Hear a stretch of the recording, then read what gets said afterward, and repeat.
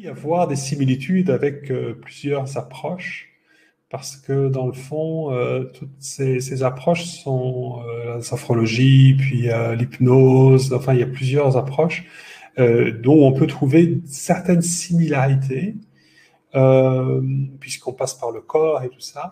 Je dirais que la grande différence, c'est que dans beaucoup d'approches, on a une intention euh, de ne, souvent inconsciemment, hein, de ne plus ressentir ce qui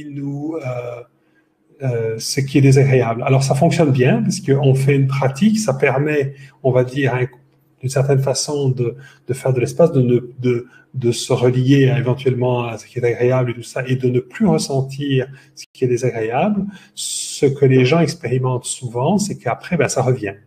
Et Hmm. ça revient, et ça revient. Pourquoi? Parce que le but n'est pas de, comment dire, de s'éloigner ou de repousser ce qui en fait est là pour se libérer. Et souvent, c'est ce qu'on fait malgré tout.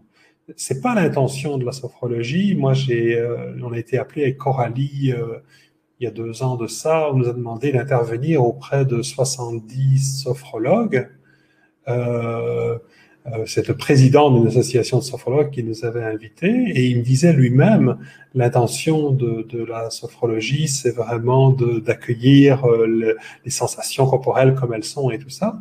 Mais il dit, je me rends quand même bien compte que on cherche le bien-être. Et à partir du moment où on cherche le bien-être, ben, on peut créer de la résistance. C'est-à-dire puisqu'on s'oppose à ce qui est. Donc, voilà, pour moi, toutes ces approches fonctionnent très bien. En focusing,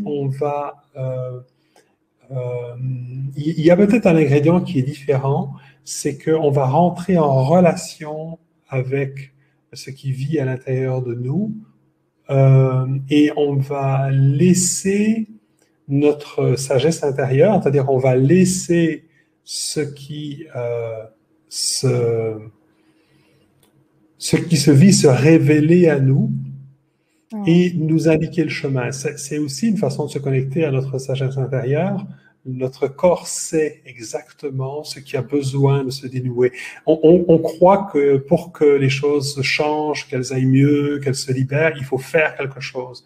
Mais chaque fois qu'on essaie de faire quelque chose pour que ça change, pour que ça se transforme ou pour que ça se libère, en fait, on crée des résistances en voulant y faire quelque chose. Donc, en fait, c'est là qu'il y a des similitudes avec sophrologie, c'est qu'on va laisser être, et en laissant être, on va permettre à ce qui est là de se libérer. Et parfois, même, on n'a pas forcément de compréhension intellectuelle de ce qui s'est passé, ça se passe purement sur un plan énergétique.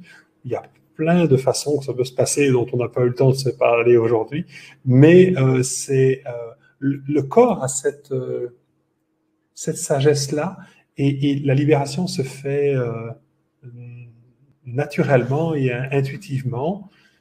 Voilà, on s'en remet entièrement en fait à un processus naturel.